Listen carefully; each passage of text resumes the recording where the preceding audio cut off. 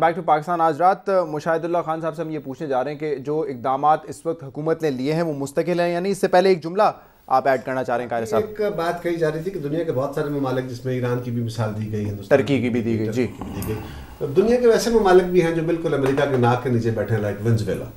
वो भी सर्वाइव कर रहे हैं, हम उनको लड़ाई लड़ रहे हैं। क्यूबा है, क्यूबा से भी ज्यादा वेनेजुएला, और वो मुल्क भी हैं, वेनेजुएला उन ममालिक में शामिल है जिनकी डायरेक्ट पाइपलाइन जो है वो अमेरिका में तेल सप्लाई करती है, वो ऐसे ममालिक। लेकिन एक फर्क हमें थोड़ा सा करना पड़ेगा। एक तो वो काम है बड़े तवील अपनी एक हिस्ट्री रखती हैं और वहाँ पे एक स्टेबल गवर्नमेंट्स रही हैं।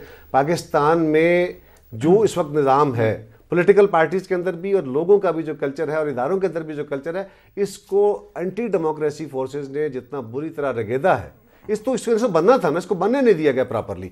हमने क्वेश्चन ज़रूर किए, माजी में भी पॉलिटिकल गवर्नमेंट ने आके क्वेश्चन की, कोई कंपल्सन आ गई। ईरान सदियों से एक मुल्क है और उसके पास बेपनाह रिसोर्सेज है और एक्सप्लोर्ड है। पाकिस्तान के पास भी अल्लाह का बड़ा फजलो करम है, लेकिन वो अभी एक्सप्लोर्ड नहीं है। तो वेनेजुएला ऑयल रिच कंट्री है। इंडिया पाकिस्तान से बहुत बड़ा और बहुत सारा वर्सटाइल उसके ताल्लुकात है, और उन्होंने पहले दिन से एक बड़ी इकोनॉमी के तौर पे, दुनिया की सेकंड बड़ी इकोनॉमी है, सेकंड बड़ी मार्केट है, वहाँ पे दुनिया के इंटरेस्ट मुख्तलिफ है। पाकिस्तान वो वाहिद मुल्क है इस रीजन का जिसमें जंग जारी है।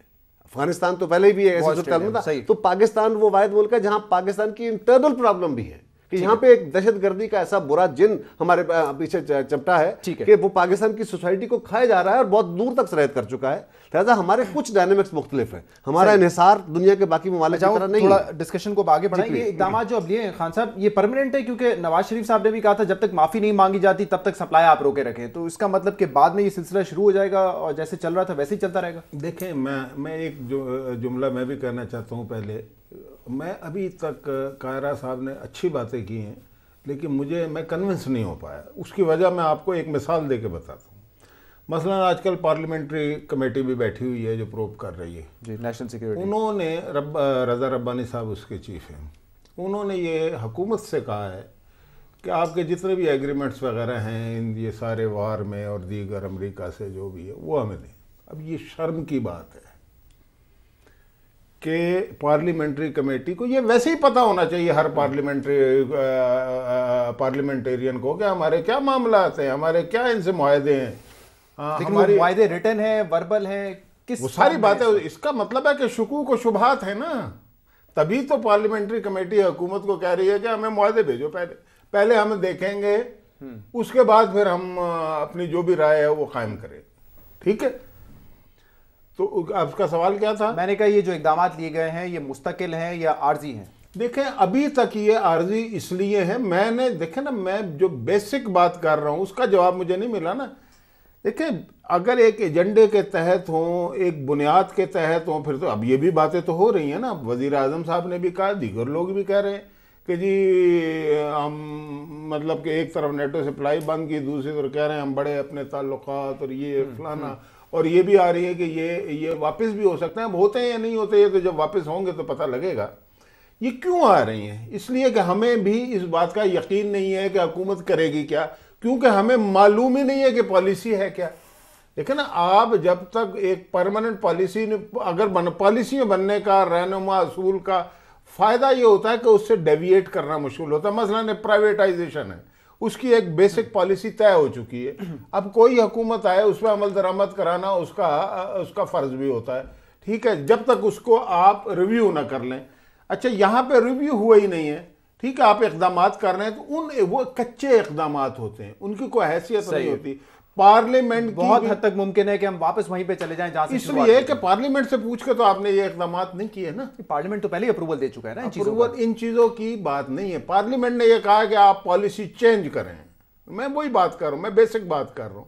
ये एक उस पॉलिसी के तहत इकदाम तो हो सकते हैं। लेकिन कल बैठे ना 15 मुल्क से एम्बेसडर्स को बुलाया और बैठे मीटिंग एम्बेसडर्स और पाशा साहब भी थे। मेरी गुजारिश चेयर कर रही है उसको। मेरी बात तो सुने, ये जो एम्बेसडर्स और डिप्लोमेट्स होते हैं ना, इनका काम खारजा पॉलिसी बनाना नहीं होता, ये पॉलिटिकल गवर्नमेंट का काम होता है। इनका काम उस पॉलिसी पर अमल दरामद करना होता है। यही तो उल्टी गंगा बह रही है। हमारी कोई सफीर या कोई डिप्लोमेट कैसे हमारी खारजा पॉलिसी बनाएगा? उसे क्या कर रहा है ये देखें ना, हिना रब्बानी खर साहब है तो आपकी फॉरेन मिनिस्टर है ना, वो लाइन लेगी, वो पार्टी लाइन होगी ना। लेकिन ना अगर इंफॉर्मेशन मिनिस्टर ने कोई कॉन्फ्रेंस करनी है अपने जो बाहर के अटैचीज हैं उसने तो जाना ही है। बात ये नहीं है, इंप्रेशन ये दिया जा रहा है कि जी वो खारजा पॉलिसी वो क्यों बनाएंगे, वो होते कौन है पॉलिसी बनाने वाले? उनका काम, यही तो मैं कह रहा हूं, बुनियादी बातें तय नहीं, उनका काम सियासी हुकूमत की पॉलिटिकल लीडरशिप के जो रहनुमा असूल है, जो बनाई हुई पॉलिसी है, उन पर अमल दरामद करना है। हम उनसे पॉलिसियां बनाते फिर रहे, यही तो देखे ना गड़बड़ होती कहाँ पे कि जिसका काम जो है वो कर नहीं रहा। अच्छा फिर ये होता क्यों है? जब आपकी हुक्मरानी ठीक ना हो, आपकी बैड गवर्नेंस होती है, तो कोई ना कोई तो उस खला को पूरा करता है ना। अब जब हुकूमत नहीं बनाएगी तो कुछ ना कुछ तो लोग करेंगे, तो फिर आप सफीरों से बनवाएंगे, वरना सफीर का तो कोई हक नहीं है और ना उसका इतना विजन होता है इस लिहाज से कि वो सियासी तकाजों को समझे खारजा पॉलिसी की। एक बात मैं और करना चाहता हूँ, बलूचिस्तान की भी बात हुई थी। वैसे तो बेशुमार मामलात ऐसे हैं जिसमें हुकूमत डिलीवर नहीं कर सकी, लेकिन बलूचिस्तान के बारे में आज सेनेट में बहस भी हुई तो इस पर बिल्कुल डिलीवरेंस नहीं हुई ना। देखें वहां के, मैं कई 2-3 चक्कर भी लगा चुका हूँ, वहां तो हालात ये हैं कि लापता अफराद हैं, अगवा बराए तवान की वारदातें हो रही हैं, लोगों को पकड़ के 3-3 साल बाद उनकी लाशें वहाँ पे पहुँचा दी जाती हैं, फिर वो आगाज़ हकूक़ बलूचिस्तान है वहाँ जाके पता लगे उसका कहीं नामो निशान नहीं नज़र आ रहा। मुज़ाहमती तहरीकें चल रही हैं, प्रैक्टिकली कोई इकदाम नहीं किए गए कि वो मुज़ाहमती तहरीक ख़त्म होती। आज सेनेट में 4 साल में, मेरी बात सुनें, साहब ने ये कहा भी है कि मैं तो पीछे हट गया हूँ, अब इंटीरियर मिनिस्टर 4 साल में उनके हाथ में है। हाँ, वो यही तो मसला है ना कि जो जिसका काम है उसी को साजे ना। मोची का काम जोरी और जोरी का मोची से कराया जा रहा है। बात ये बलूचिस्तान में मुझे बताएं 4 साल में कौन सा ऐसा एक ठोस काम है मौजूदा हुकूमत का जो ये कहे कि उस वजह से ये साहब इसकी जवाब देते हैं। आखिरी जुमला ये है, आखिरी जुमला ये है, भी बात करें, देखें जिनका हाल इस वक्त बदतर हो मेरा एक सेकंड, एक आखिरी जुमला देखें। पहले तो मसले को समझना होता है।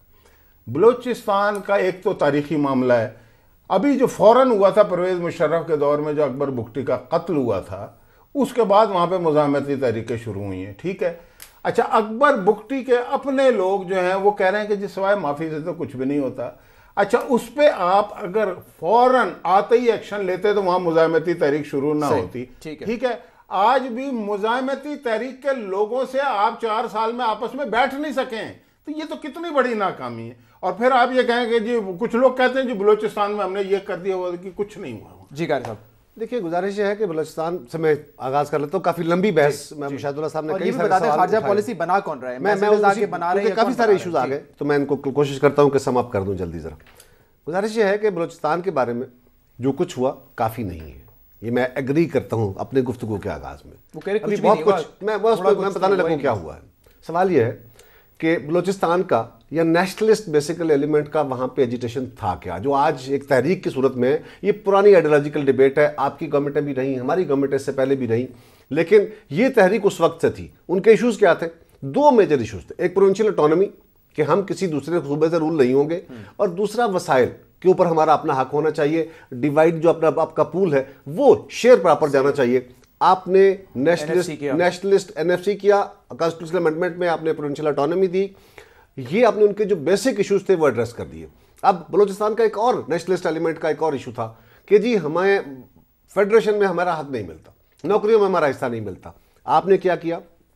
फेडरेशन के अंदर स्पेशल लेजिस्लेशन की कि फेडरेशन में सूबों से बंदे यहां लाके फेडरल डिपार्टमेंट्स में उनको कितने सेक्रेटरीज हैं इस वक्त फेडरल में बलूचिस्तान से, ये मुझे बता दें आप, और कितने पंजाब से, इसका मुझे अंदाजा मुझे अगर मुझे थोड़ा सा मौका दे दे, मैं इसी इशू को मैं एड्रेस कर दें कि फेडरल सेक्रेटरीज करने लगा कितने पंजाब से हैं और कितने बलूचिस्तान से हैं, ये मुझे बता दें। मैं अनफॉर्चुनेटली ये जो आप सवाल कर रहे हैं इसकी जरूरत ही नहीं पड़ती अगर मुझे आप मौका दे देते। जी, मैं यही गुजारिश कर रहा हूं कि गैप था, हिस्टोरिकल गैप है बहुत।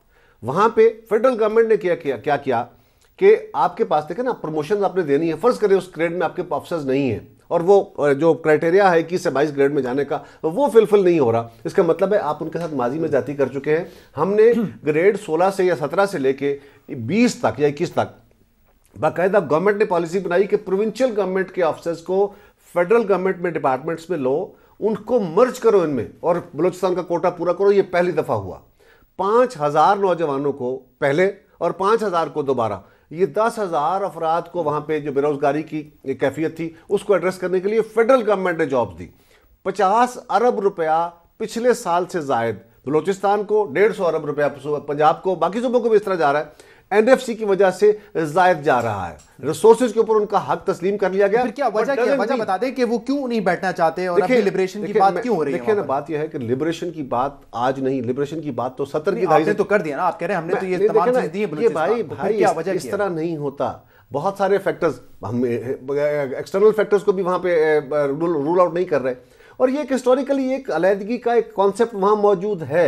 70 की दहाई में वहां बड़ी मजबूत तहरीक थी भाई, ये पहली दफा नहीं हुई। और आपने तो 1965-64 में आके कहीं उनको अपना सूबा बनाया था। वो सूबा, वो तो एक सूबे के तौर पे रूल भी नहीं होते ना बलूचिस्तान का, तो अपने फिनोमेना रहा। उसको इस तरह नहीं देखा जा सकता कि पंजाब में ये कुछ हो रहा था, बलूचिस्तान में ये क्यों नहीं हो रहा। दूसरी बात, मुझे एक ब्रेक लेनी है, अगर आप इजाजत दें मैं ब्रेक ले लूं, उसके बाद आप इस बात के जवाब दे देगा। और मैं आपसे उन इदारों की भी बात करूंगा जो इस वक्त तबाही की तरफ तेजी से बढ़ रहे हैं। एक ब्रेक लेंगे, उसके बाद हम बात करेंगे। हमारे साथ रहिएगा।